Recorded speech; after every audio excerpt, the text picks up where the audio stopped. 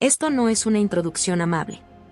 No viene a consolarte ni a explicarte con palabras suaves por qué tu vida no es la que imaginaste. Esto es una acusación directa. Un juicio sin abogado defensor. Un espejo oscuro donde no hay escapatoria.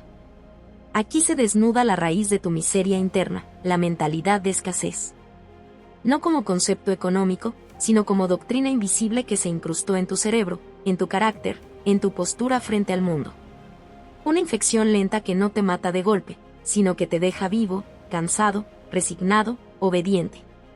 La mentalidad de escasez no nace contigo. Te la implantan. La heredas en frases pequeñas, en gestos mediocres, en advertencias disfrazadas de amor. No sueñes tan alto. Conformarse también es madurez. Eso no es para gente como nosotros. Y tú, sin darte cuenta, aceptas el pacto. Renuncias al dominio a cambio de una falsa seguridad. Cambias la expansión por la supervivencia. Desde ese momento, ya no vives, administras migajas, justificas derrotas, negocias con tu propio potencial como si fuera un enemigo peligroso. Esta doctrina oscura te enseñó a pensar en pequeño para no sufrir. Te convenció de que desear más es arrogancia, que aspirar a poder es corrupción, que querer control sobre tu vida es egoísmo. Te domesticaron. Te volvieron funcional, no formidable. Te enseñaron a pedir permiso para existir y a agradecer por cadenas bien pulidas. Y lo más grave, te hicieron creer que esa jaula es tu hogar. El dominio total del ser nace como herejía contra esa programación.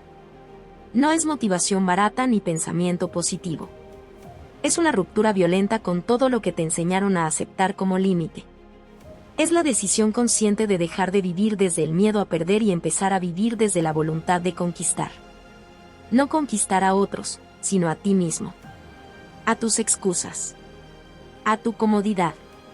A ese diálogo interno miserable que te repite que no es el momento, que no eres suficiente, que ya es tarde.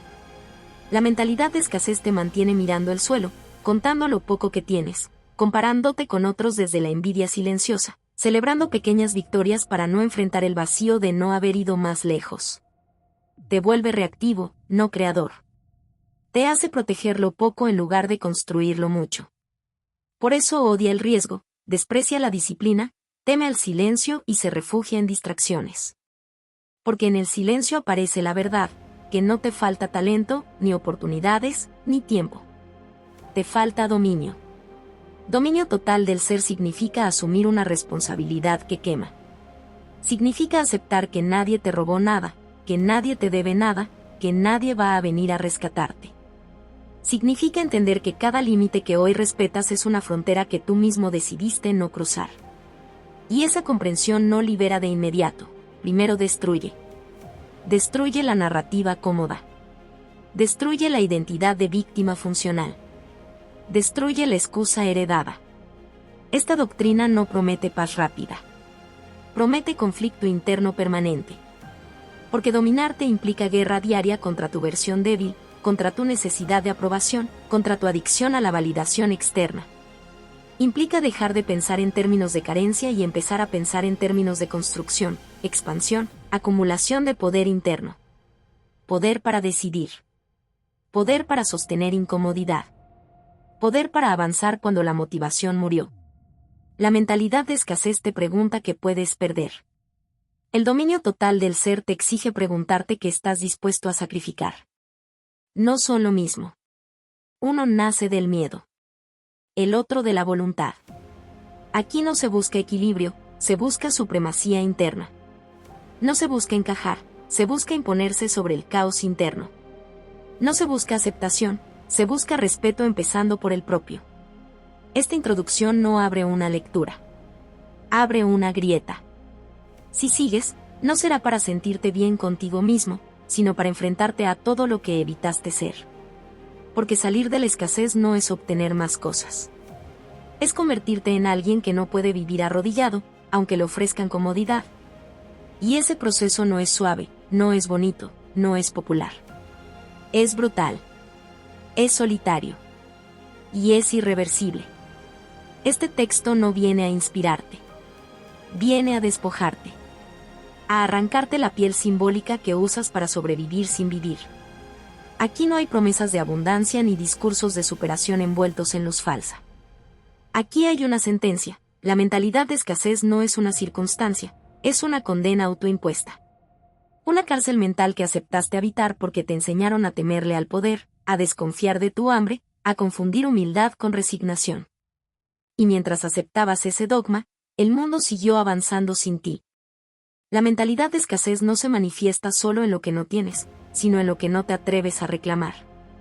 Se esconde en tu forma de hablar, en cómo pides, en cómo dudas, en cómo bajas la mirada cuando deseas algo con demasiada fuerza. Es la voz que te dice que no hay suficiente para todos, que alguien más siempre está mejor posicionado, que arriesgar es perder, que destacar es peligroso. Esa voz no es prudencia. Es cobardía heredada, transmitida como tradición, protegida como si fuera sabiduría. Te entrenaron para administrar carencias, no para crear dominio. Para agradecer sobras, no para exigir territorio interno. Te enseñaron a medir cada paso como si el error fuera imperdonable, como si el fracaso fuera una marca eterna. Como si la vida fuera un recurso limitado que hay que conservar intacto en lugar de un campo de batalla que hay que conquistar. Así naciste pequeño en pensamiento, aunque tu potencial gritara por expansión. El dominio total del ser comienza cuando esa narrativa se vuelve insoportable. Cuando ya no puedes seguir fingiendo que la escasez es prudencia y no miedo. Cuando entiendes que no estás cansado por falta de oportunidades, sino por exceso de autocensura.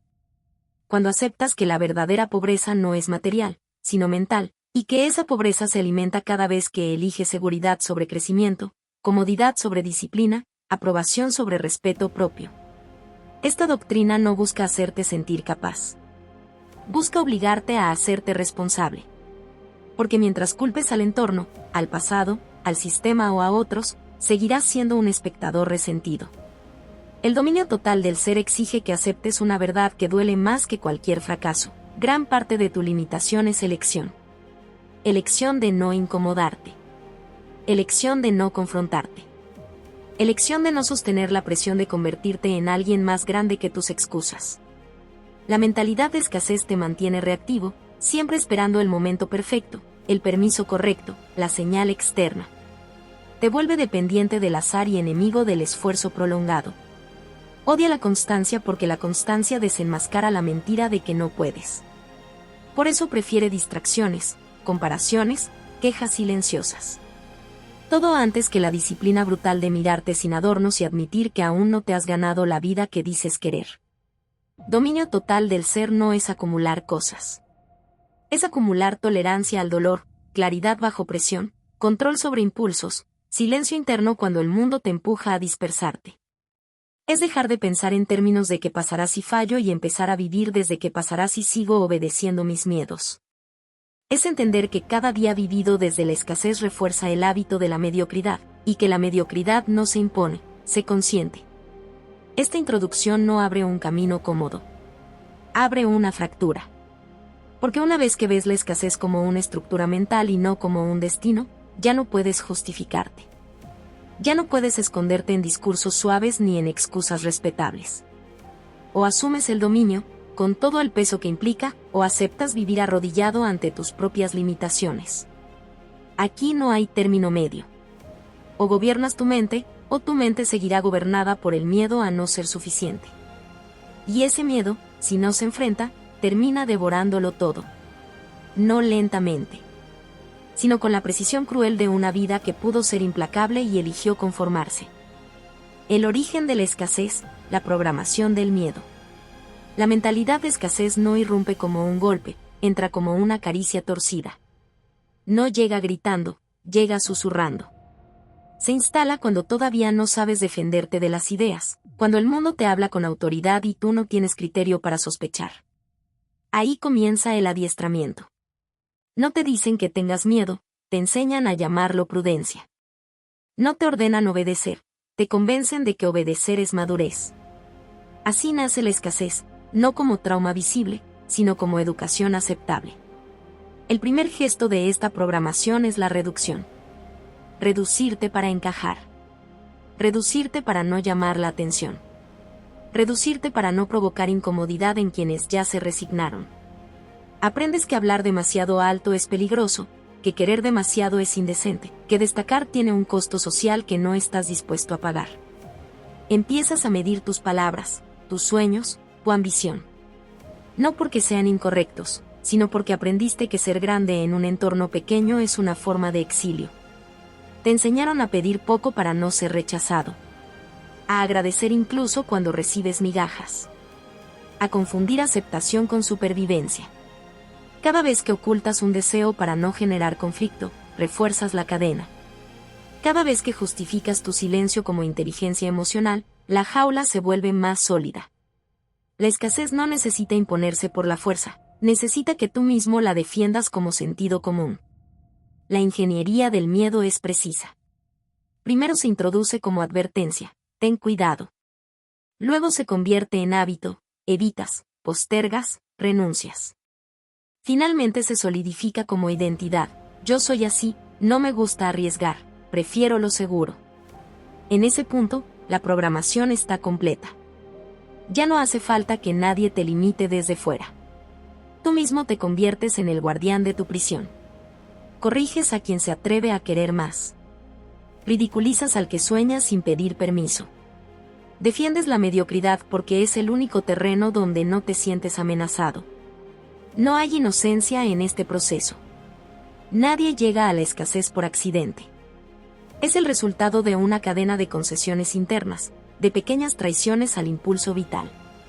Cada vez que elegiste no incomodar, no destacar, no confrontar, fuiste entrenando a tu mente para asociar expansión con peligro. El miedo dejó de ser una emoción pasajera y se convirtió en un sistema operativo. Un sistema que optimiza para sobrevivir, no para dominar. La escasez te enseña a desear en secreto. A soñar en silencio. A aspirar solo en la intimidad, como si el deseo fuera algo vergonzoso. Así evita que tomes acción. Porque el deseo no expresado se marchita. Se vuelve fantasía inofensiva.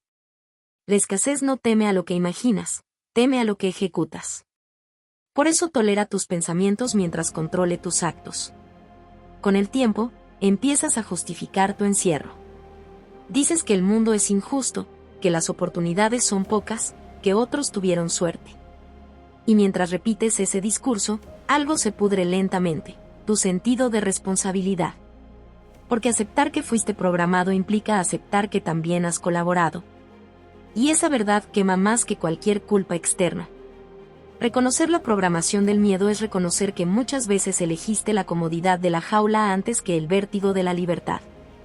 Este capítulo no busca consolarte. Busca obligarte a mirar atrás sin nostalgia. A identificar el momento exacto en que aprendiste a hacerte pequeño.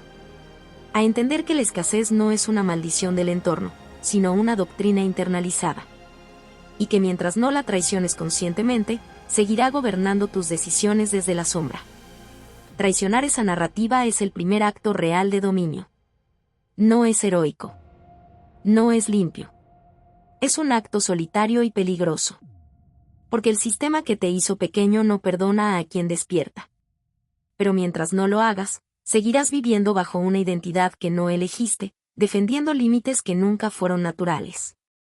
Y eso, más que pobreza material, es la forma más profunda de miseria humana. La domesticación del potencial, como se fabrica un ser funcional. La domesticación del potencial no ocurre con golpes visibles. Ocurre con premios pequeños. Con estabilidad. Con aprobación social. Con la sensación de estar haciendo lo correcto. Aquí no se busca quebrarte, se busca suavizarte hasta que ya no representes una amenaza para ningún orden establecido, ni siquiera para tu propio miedo.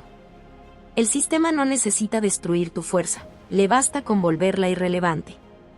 El potencial, cuando nace, es incómodo. No pide permiso. No busca consenso. Empuja, cuestiona, desafía. Por eso debe ser limado. Pulido. Neutralizado. Desde temprano se te enseña que ser intenso es exagerado, que ser ambicioso es peligroso, que querer más de lo que te corresponde es una forma de ingratitud. Poco a poco aprendes a bajar el volumen interno. A no ir tan lejos. A no tensar demasiado la cuerda. Así comienza la fabricación del ser funcional. Un ser funcional no es inútil. Es eficiente dentro de límites estrictos. Produce sin desbordar. Cumple sin exigir. Trabaja sin cuestionar el sentido profundo de su desgaste. Vive sin incomodar. El sistema lo recompensa con estabilidad y le vende esa estabilidad como victoria. Al menos tienes algo seguro. No te quejes. Podría ser peor. Y el potencial, que nació para expandirse, empieza a confundirse. Empieza a creer que sobrevivir sin hambre es lo mismo que vivir con propósito. La mediocridad estable se glorifica porque no amenaza. Es predecible. Controlable. Se celebra al que no falla demasiado, pero tampoco sobresale. Al que no cae, pero tampoco escala. Al que se mantiene en una línea plana, sin picos ni abismos. Esa línea se presenta como madurez, como equilibrio, como inteligencia emocional. Pero en el fondo es miedo organizado. Miedo a perder lo poco. Miedo a pagar el precio de ir más lejos. La comodidad se convierte en un logro. No como consecuencia de la disciplina extrema, sino como sustituto del crecimiento. Se enseña que estar cómodo es estar bien. Que no sufrir es el objetivo final. Que evitar el desgaste es sabiduría. Y así, el individuo aprende a proteger su zona segura como si fuera un templo sagrado.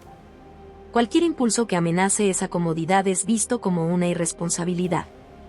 El hambre de más es ridiculizada. Se le llama ego, arrogancia, vacío interno. Se patologiza el deseo de poder interno para que nadie se atreva a reclamarlo sin culpa. La escasez no quiere verte muerto. Te quiere dócil. Te quiere ocupado, cansado, distraído, pero nunca despierto. Te concede pequeñas libertades para que no sospeches del encierro. Te permite elegir detalles mientras controla la estructura. Te da entretenimiento para que no escuches el ruido interno de lo que no está haciendo. Y tú, agradecido, defiendes ese pacto como si fuera una bendición. La disciplina verdadera, la que construye dominio, es peligrosa para este modelo. Porque la disciplina real no anestesia, despierta. Exige. Incomoda. Te obliga a enfrentarte con tu inconsistencia, con tu debilidad, con tu falta de carácter. Por eso es reemplazada por rutinas anestesiadas. Rutinas que parecen esfuerzo, pero no transforman. Rutinas que mantienen el cuerpo ocupado y la mente dormida. Movimiento sin dirección. Actividad sin propósito. Esfuerzo sin filo. El deseo de poder interno, de control sobre uno mismo, de expansión consciente, es tratado como algo sospechoso. Se le asocia con tiranía, con abuso, con falta de empatía. Así se asegura que nadie lo persiga sin sentirse culpable. Mejor ser bueno que fuerte. Mejor ser aceptado que respetado. Mejor ser funcional que formidable. Esa es la ecuación que se graba lentamente en la mente domesticada. Con el tiempo, el individuo ya no necesita que lo limiten. Se limita solo. Se corrige antes de incomodar. Se sabotea antes de destacar. Se justifica antes de intentar. Ha interiorizado el rol. Ha aceptado su tamaño asignado. Y cuando alguien aparece con hambre real, con disciplina real, con ambición sin disculpas, no lo admira, lo ataca. Porque su sola existencia expone la mentira sobre la que construyó su calma. Este capítulo no denuncia un sistema externo únicamente. Denuncia la complicidad interna. Porque la domesticación del potencial solo funciona cuando el individuo decide que es mejor ser aceptado que ser implacable consigo mismo. Cuando elige la estabilidad sin crecimiento. Cuando prefiere la paz anestesiada al conflicto transformador. Lo funcional reemplazó a lo formidable porque lo formidable exige carácter, soledad y sacrificio. Y pocos están dispuestos a pagar ese precio sin garantías. Pero lo que no se dice es esto: cada día que eliges ser solo funcional, el potencial no desaparece. Se pudre. Se convierte en frustración silenciosa. En cinismo. En desprecio por quienes sí se atreven. En una vida correcta por fuera y vacía por dentro. La domesticación no deja cicatrices visibles. Deja una sensación constante de estar por debajo de lo que podría soportar. Y esa sensación, cuando no se enfrenta, se convierte en una condena más cruel que cualquier fracaso abierto. Porque al menos el fracaso duele con honestidad. La vida funcional duele en silencio. El autoengaño moral, virtudes falsas que sostienen la miseria. La escasez no se presenta como vicio. Se presenta como virtud. Ese es su triunfo más perverso. No necesita imponerse con violencia porque se disfraza de bondad, de corrección, de moral elevada. Se instala en tu conciencia como un juez amable que te absuelve cada vez que renuncias a crecer. Y tú, agradecido por la absolución, repites el ritual. Te empobreces por dentro mientras te felicitas por ser buena persona. La humildad falsa es el primer pilar de esta doctrina. No es humildad lo que te impide reclamar lo que sabes que puedes sostener, es miedo. Miedo a exponerte, miedo a fallar en público, miedo a no estar a la altura de tu propio potencial. Pero en lugar de llamarlo por su nombre, lo vistes de virtud. Dices que no necesitas mucho, que no te interesa destacar, que prefieres pasar desapercibido. Y así conviertes la retirada en superioridad moral. No es renuncia, dices, es sabiduría. No es cobardía, dices, es humildad. La mentira se vuelve elegante, y por eso se vuelve peligrosa. La gratitud resignada es la siguiente máscara. Te enseñaron a agradecer incluso lo que te limita. A sentir culpa por desear más cuando hay quienes tienen menos. A silenciar tu hambre para no parecer desagradecido. Así, la gratitud deja de ser reconocimiento y se convierte en mordaza. No agradeces porque valoras, agradeces para no reclamar. Para no incomodar. Para no asumir la responsabilidad de ir más lejos. La escasez adora este truco, te mantiene quieto mientras te hace sentir moralmente correcto por estarlo. La paciencia falsa completa el triángulo. No es paciencia lo que te mantiene esperando, es parálisis. Es miedo a actuar sin garantías. Es terror a equivocarte sin red. Pero la llamas paciencia porque suena madura, porque suena profunda, porque suena aceptable. Todo a su tiempo, repites, mientras el tiempo pasa y tú no te mueves. La escasez ama la paciencia estéril porque posterga indefinidamente el momento de asumir riesgo. Te promete que mañana será más claro, más seguro, más fácil. Y mientras tanto, te oxidas. Estas virtudes falsas no nacen solas. Son aprendidas, celebradas, recompensadas socialmente. Nadie aplaude al que se exige hasta el límite. Nadie celebra al que se vuelve incómodo en su crecimiento. En cambio, se honra al que no molesta, al que no rompe la dinámica, al que acepta su lugar con una sonrisa ética. Así se fabrica una moral que protege la miseria interna y castiga la ambición consciente. El autoengaño moral es más fuerte que cualquier muro externo porque no necesita guardianes. Vive dentro de ti. Te habla con tu propia voz. Te convence de que no avanzar es una elección elevada. Te da discursos listos para justificar cada estancamiento. Te permite mirar a otros con superioridad mientras tú mismo no te atreves a cruzar el umbral que sabes que debes cruzar. Y esa superioridad moral es el opio más eficaz, anestesia la vergüenza de no haberte probado. Aquí ocurre la inversión más oscura, la bondad aparente se vuelve enemiga del dominio personal. No porque la bondad sea mala, sino porque es usada como excusa para no cargar con el peso de la responsabilidad total. Porque dominarse implica decisiones impopulares, rupturas incómodas, prioridades que otros no entienden. Y eso amenaza la identidad del buen sujeto, del correcto, del equilibrado. Es más fácil ser bueno que ser fuerte. Más cómodo ser aceptado que respetarse. Este capítulo arranca esas máscaras sin delicadeza. Porque mientras sigas creyendo que tu estancamiento es virtud, no hay posibilidad de transformación.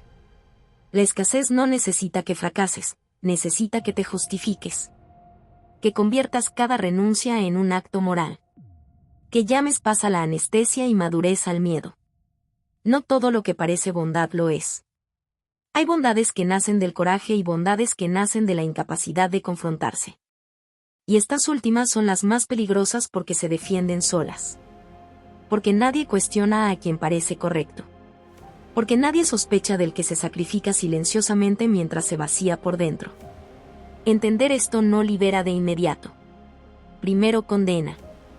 Porque te obliga a ver cuántas veces usaste la ética como refugio, cuántas veces te escondiste detrás de palabras limpias para no ensuciarte las manos con el esfuerzo real de convertirte en alguien más grande. Y una vez que ves esa verdad, ya no puedes fingir inocencia. O destruyes el autoengaño moral, o seguirás viviendo en una prisión pulcra, respetable, socialmente aceptada y espiritualmente asfixiante. La escasez sobrevive gracias a estas virtudes falsas. Y mientras no las ejecutes sin piedad, seguirán sosteniendo la miseria con una sonrisa moral. La guerra interna, responsabilidad total y ruptura del personaje débil. El dominio total del ser no empieza con esperanza. Empieza con una demolición. No nace del entusiasmo ni de la inspiración pasajera, sino de un acto de violencia interna contra todo lo que aprendiste a llamar yo. Aquí no se levanta nada nuevo hasta que lo viejo es reducido a escombros. Y lo viejo no es el mundo, no es el sistema, no es el pasado. Lo viejo es el personaje débil que construiste para sobrevivir sin enfrentarte. Esta es la declaración de guerra más incómoda que existe, porque no tiene enemigos externos. No hay a quien señalar, no hay a quien culpar, no hay discursos que amortigüen el impacto. La responsabilidad absoluta cae como una sentencia sin apelación. Todo lo que eres y todo lo que no eres se colocan frente a ti sin anestesia.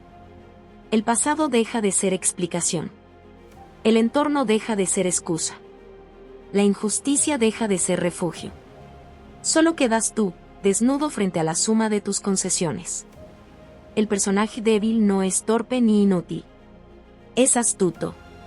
Aprendió a evitar el conflicto, a negociar con el miedo, a sobrevivir con el mínimo desgaste posible. Sabe cuándo callar, cuándo postergar, cuándo racionalizar.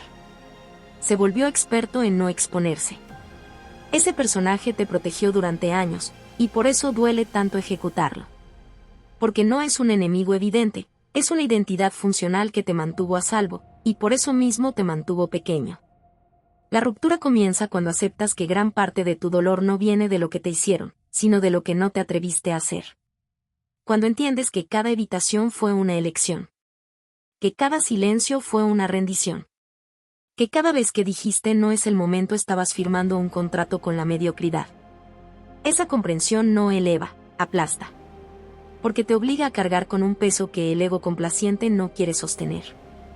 La responsabilidad total es un acto violento contra ese ego. Lo arranca de su trono de justificaciones. Le quita el derecho a explicarse. Le niega el consuelo del no pude. Aquí no se pregunta si fue fácil o justo. Se pregunta si fue hecho. Y la mayoría de las veces, la respuesta es un silencio incómodo. Ese silencio es el campo de batalla. No hay ritual de iniciación en esta guerra. No hay aplausos. No hay testigos. Nadie celebra cuando decides dejar de mentirte. Nadie te premia por asumir que tu vida está exactamente donde está porque, en el fondo, la toleraste así.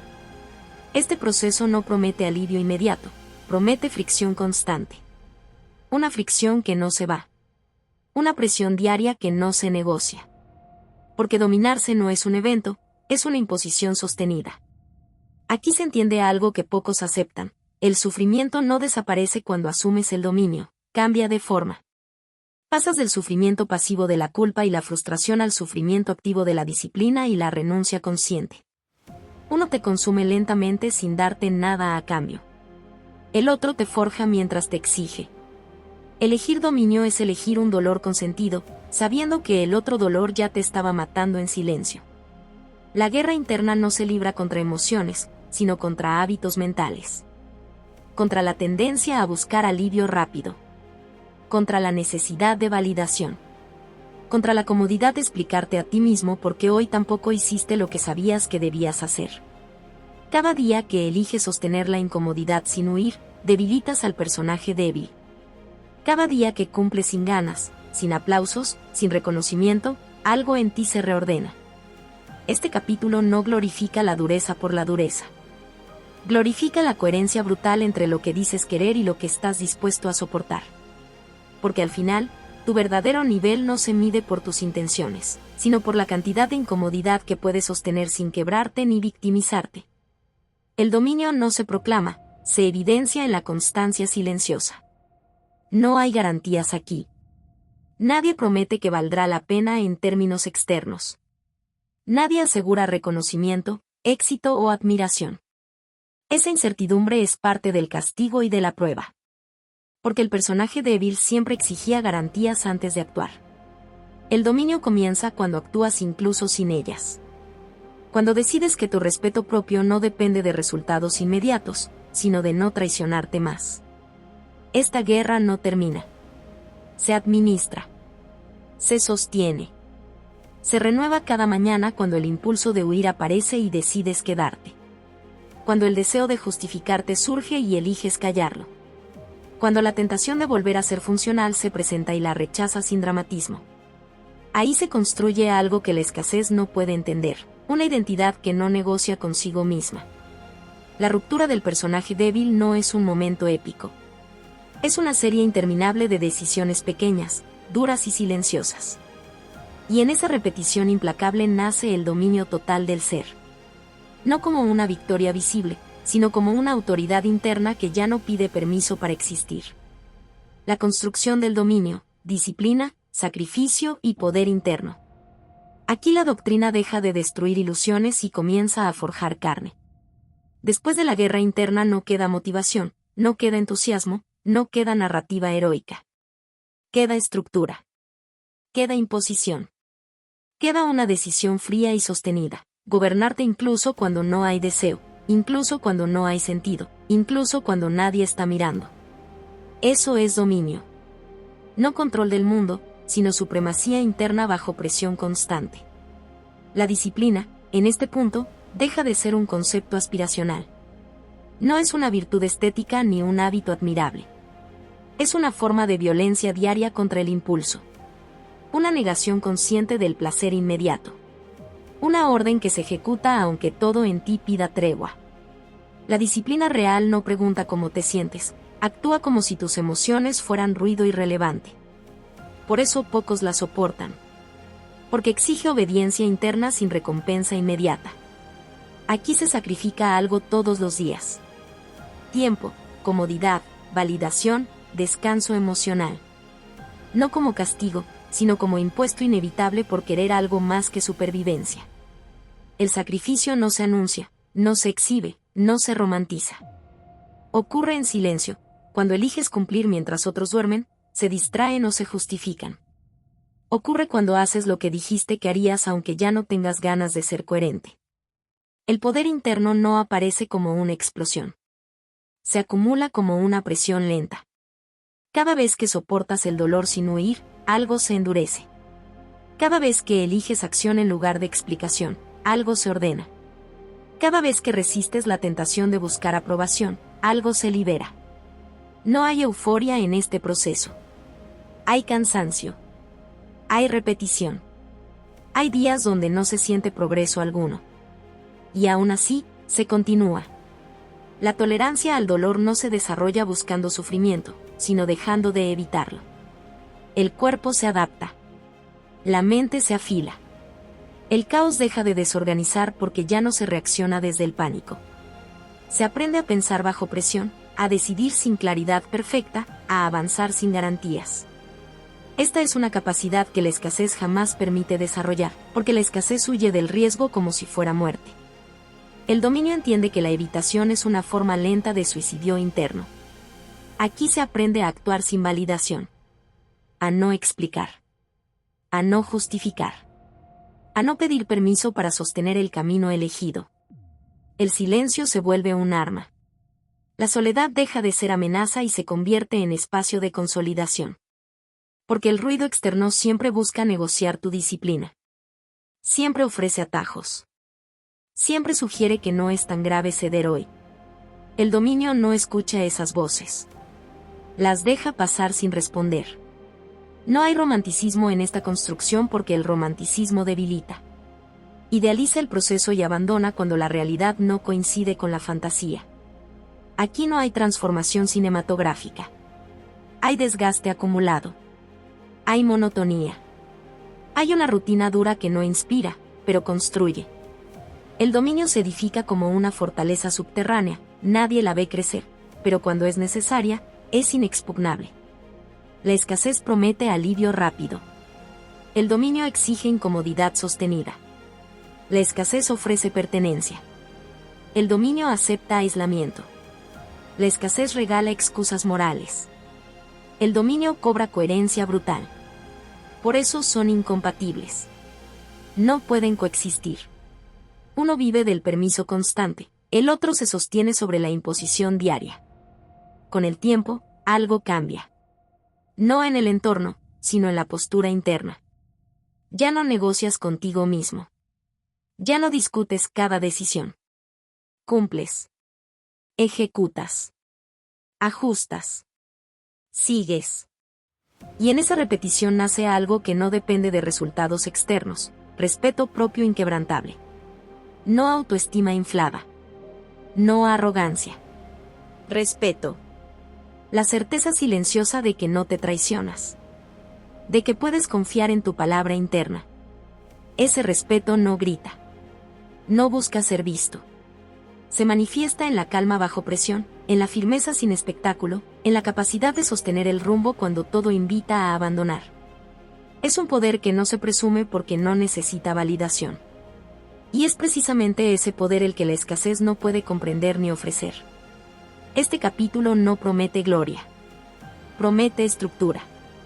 No promete felicidad. Promete solidez. No promete reconocimiento. Promete autoridad interna.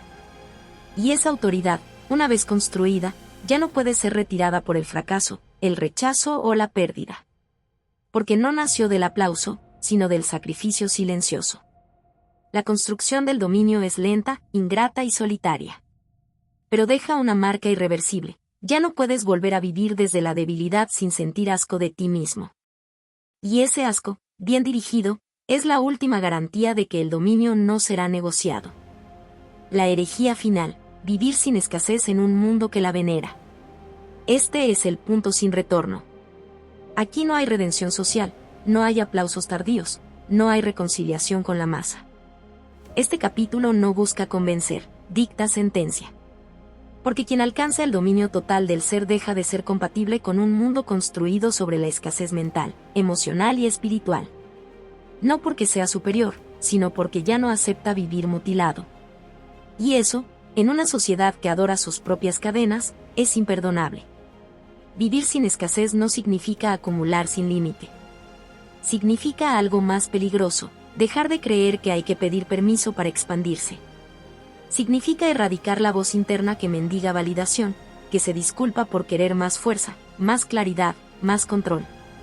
La mentalidad de escasez es una religión invisible, se transmite en la familia, en la escuela, en el trabajo, en las relaciones.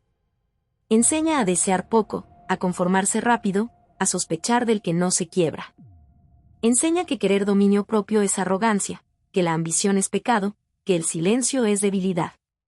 El que despierta de esa doctrina se convierte, inevitablemente, en un hereje. El hereje funcional no predica. No necesita convencer. Su sola existencia es una amenaza. No se queja, no se explica, no dramatiza. Actúa. Y al actuar sin miedo, deja en evidencia a todos los que construyeron su identidad sobre excusas respetables. Por eso el rechazo no tarda. Primero viene la incomprensión. Luego la burla. Después, el intento de sabotaje emocional. El mundo no ataca lo que no lo expone. Y nada expone más la mediocridad colectiva que alguien que ya no negocia con ella. Aquí aparece el aislamiento. No como castigo, sino como consecuencia natural. Cuando abandonas la escasez, muchas conversaciones se vuelven imposibles. Las quejas te resultan insoportables. Las justificaciones te parecen obscenas. La necesidad constante de aprobación te resulta infantil. No porque seas frío, sino porque ya conoces el costo real de vivir fragmentado. Y no estás dispuesto a pagarlo otra vez. Así se va cerrando el círculo social. No por soberbia, sino por incompatibilidad estructural. Este aislamiento duele. No se romantiza. Hay noches largas donde el silencio pesa como plomo. Hay momentos donde el instinto pide volver atrás, mezclarse, suavizarse, fingir que el fuego interno no existe. Pero esa traición ya no es posible. Porque una vez que se ha probado la expansión real, la vida administrada se siente como asfixia. Y el cuerpo lo sabe. El alma lo sabe. El dominio no permite regresiones sin castigo interno. La soledad que surge aquí no es estéril. Es una soledad fértil. Es el espacio donde el ruido externo ya no contamina la decisión. Donde el pensamiento se afila. Donde la identidad deja de depender del reflejo ajeno. En esta soledad se consolida el respeto propio definitivo. No el respeto que se exige, sino el que se irradia. Ese que no necesita palabras ni amenazas. Ese que se percibe en la postura, en la mirada, en la forma de ocupar el espacio sin invadirlo. El mundo responde con distancia. A veces con miedo. A veces con admiración silenciosa. Nunca con igualdad. Porque el dominio total del ser rompe el pacto tácito de la escasez compartida. Ese pacto donde todos aceptan ser menos para no incomodar a nadie. Quien lo rompe queda fuera del rebaño. Y eso tiene un precio alto. Se pierden vínculos. Se cierran puertas. Se disuelven identidades antiguas. Pero lo que se gana no tiene reemplazo, soberanía interna. Aquí se entiende la verdad final, no hay integración completa después del dominio. No hay forma de pertenecer del todo a una estructura que se sostiene en la renuncia.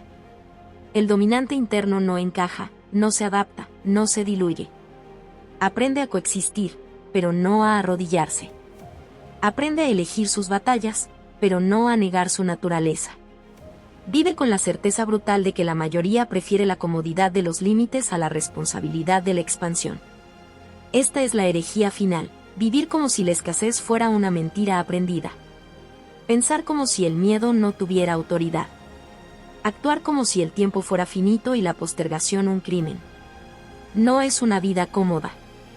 No es una vida aceptada. Es una vida despierta.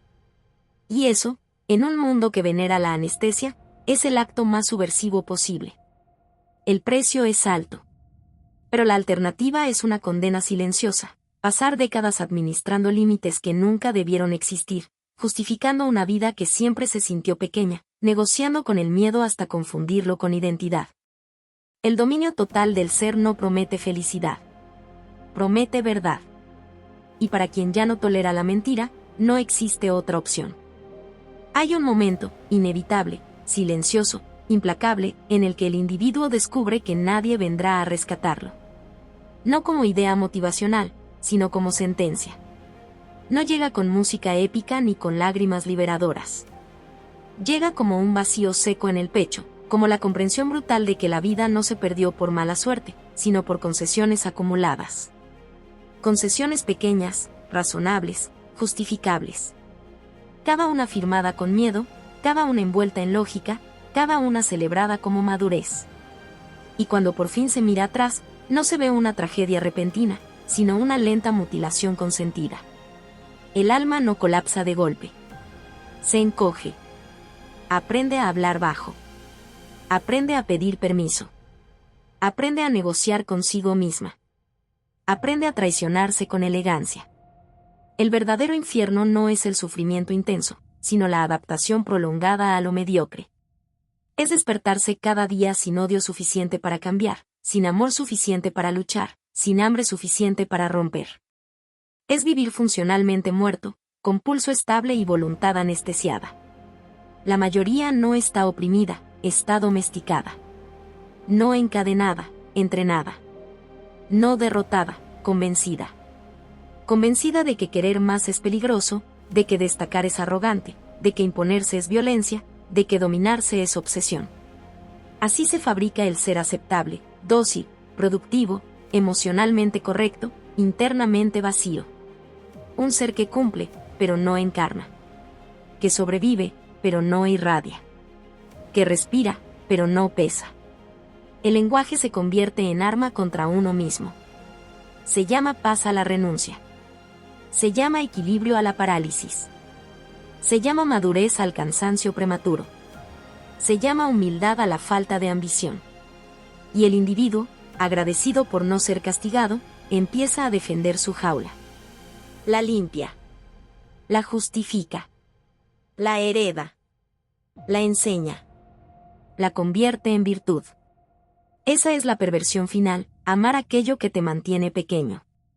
Pero llega un punto, si no se ha muerto del todo, en el que el cuerpo empieza a reclamar lo que la mente traicionó. Aparece como rabia sin objeto, como ansiedad persistente, como insomnio, como una incomodidad que no se va con descanso. No es debilidad, es el instinto de dominio asfixiado. Es la parte no negociable del ser golpeando desde dentro. Y muchos, aterrados por esa fuerza, corren a silenciarla con distracciones, con placeres rápidos, con discursos suaves. Otros la medicarán. Otros la espiritualizarán. Pocos la enfrentarán. Enfrentarla no es sanarse. Es romperse a propósito. Es admitir que la vida vivida hasta ahora fue una versión diluida, que se eligió comodidad sobre carácter, aprobación sobre respeto propio, calma sobre potencia. No hay redención sin culpa asumida. No hay dominio sin responsabilidad total. No hay reconstrucción sin desprecio consciente por la versión débil que aprendió a sobrevivir evitando el conflicto. El dominio total del ser no es una meta luminosa, es una guerra prolongada contra todo lo que te vuelve manejable. No promete felicidad. Promete densidad. No ofrece paz. Ofrece coherencia brutal entre lo que eres, lo que piensas y lo que haces. Exige disciplina cuando nadie observa, sacrificio cuando nadie valida, acción cuando el miedo dicta espera. Exige vivir sin anestesia emocional. Exige soportar la soledad de no encajar. Exige cargar con el peso de tu propio potencial sin culpar al mundo por su exigencia. Porque dominarse no es controlarse cuando conviene, sino imponerse cuando duele. Es actuar sin permiso interno. Es sostener incomodidad prolongada sin negociar principios. Es entender que el respeto propio no se construye con palabras suaves, sino con decisiones que queman. Y que la escasez no es falta de recursos, sino falta de carácter para exigirle a la vida lo que solo responde a la fuerza interna. Al final, no hay promesa de victoria total. Hay vigilancia constante. El miedo no muere, se somete. La debilidad no desaparece, se mantiene a raya. El precio es alto, permanente, intransferible. Pero la alternativa es una condena lenta, vivir justificando límites que nunca debieron existir, defendiendo virtudes que solo sirven para no intentar, y llamando vida a una existencia administrada por el miedo. Esta no es una reflexión para inspirar. Es una doctrina para incomodar. Para dividir. Para expulsar al que busca consuelo y atraer al que está dispuesto a pagar el precio del dominio. Porque quien no gobierna su mundo interno, siempre será gobernado. Y quien no soporta esa verdad, ya eligió su lugar. Hay una verdad que no se enseña porque no conviene, porque no produce obediencia ni calma, porque no genera individuos funcionales sino seres peligrosamente lúcidos. La mayoría no fracasa por incapacidad. Fracasa por fidelidad. Fidelidad a una versión reducida de sí misma que aprendió a sobrevivir siendo aceptable. Fidelidad a pactos invisibles firmados con miedo cuando aún no se tenía fuerza para romperlos. Fidelidad a un personaje construido para no incomodar, para no perder, para no arder. Y ese personaje, con el tiempo, se vuelve carcelero. El individuo no cae en la miseria, se acomoda en ella. La ajusta. La racionaliza. La vuelve razonable. Aprende a medir sus sueños para que no duelan, a mutilar su ambición para que no moleste, a anestesiar su rabia para no parecer peligroso. Así se fabrica la estabilidad estéril, un estado donde nada mejora, pero todo se justifica. Donde el alma no grita porque fue entrenada para susurrar. Donde el cuerpo envejece sin haber sido exigido. Donde la vida pasa como un trámite correctamente ejecutado. El verdadero enemigo no es el sistema, ni la infancia, ni la economía, ni los otros. El enemigo es la parte de ti que se adaptó demasiado bien. La parte que aprendió a llamar realismo a la renuncia, madurez al agotamiento temprano, paz a la ausencia de confrontación interna. Esa parte es eficiente, educada, socialmente celebrada. Y precisamente por eso es letal. Porque no destruye de golpe. Drena. Reduce. Apaga lentamente el impulso de dominar la propia existencia. Hay algo profundamente corrupto en la idea de que la vida debe ser cómoda. La comodidad prolongada no es descanso, es descomposición. Un músculo que no carga peso se atrofia. Una voluntad que no se enfrenta se disuelve. Un ser que no se impone se vuelve moldeable. Y el mundo no respeta lo moldeable. Lo utiliza. Lo consume. Lo reemplaza. Luego lo llama desafortunado. La mayoría vive esperando claridad antes de actuar, sin entender que la claridad es una consecuencia de la acción violenta contra la inercia. Espera motivación sin aceptar que la motivación solo aparece cuando el cuerpo ya está en movimiento. Espera confianza sin atravesar humillaciones. Espera fuerza sin tolerar dolor. Así se eterniza el estancamiento, esperando permiso interno para hacer lo que solo se desbloquea después de hacerlo. El dominio total del ser no nace de la esperanza, sino del hartazgo absoluto. Del desprecio consciente hacia la propia pasividad. Del cansancio de verse pequeño cuando se sabe capaz de cargar más. Es una ruptura ética con la versión indulgente de uno mismo.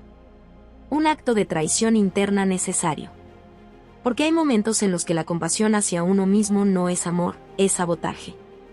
No se trata de volverse cruel con el mundo, sino implacable con las excusas. No se trata de eliminar el miedo, sino de negarle autoridad. No se trata de destruir la debilidad, sino de ponerla en su lugar, subordinada. El dominio no es ausencia de conflicto interno, es jerarquía clara dentro del caos. Es decidir qué parte manda cuando todo tiembla. Y sí, hay un precio. Siempre lo hay. El que despierta deja de encajar. El que se disciplina se vuelve incómodo. El que se exige revela, sin decir una palabra, la pereza ajena. Por eso será criticado, aislado, caricaturizado. No porque esté equivocado, sino porque su sola existencia expone lo que otros evitan mirar. El mundo tolera al fracasado. Sospecha del que se domina. Al final, la pregunta no es si el camino es duro. Lo es. La pregunta es si puedes soportar el peso de saber que viviste por debajo de tu capacidad. Si puedes mirar atrás y aceptar que te administraste en lugar de exigirte. Si puedes morir con la tranquilidad de haberlo intentado todo o con la náusea de haber sido prudente. Esta doctrina no ofrece consuelo. Ofrece confrontación. No promete plenitud emocional. Promete coherencia brutal. No busca salvarte. Busca despojarte. Porque solo cuando se cae el personaje, cuando se rompe la narrativa cómoda, cuando se abandona la identidad de víctima funcional, aparece algo más denso, más silencioso, más peligroso. Un individuo que ya no negocia con su potencial. Y ese individuo, aunque camine solo, aunque cargue peso sin aplausos, aunque viva en fricción constante, posee algo que ninguna comodidad puede dar y ninguna escasez puede arrebatar: dominio sobre sí mismo. Todo lo demás es decoración. Hola a todos. Si te ha gustado esta historia, por favor compártela y déjame un comentario. Cuéntame qué parte te atrapó más o qué emociones despertó en ti. No olvides suscribirte al canal, activar la campanita y darle me gusta. Tu apoyo nos ayuda a seguir creando contenido emocionante y lleno de emociones. ¿Qué otros temas de historias te gustarían ver en el canal? Tus ideas podrían inspirar nuestra próxima trama con giros inesperados. Gracias por acompañarnos, nos vemos en el próximo video.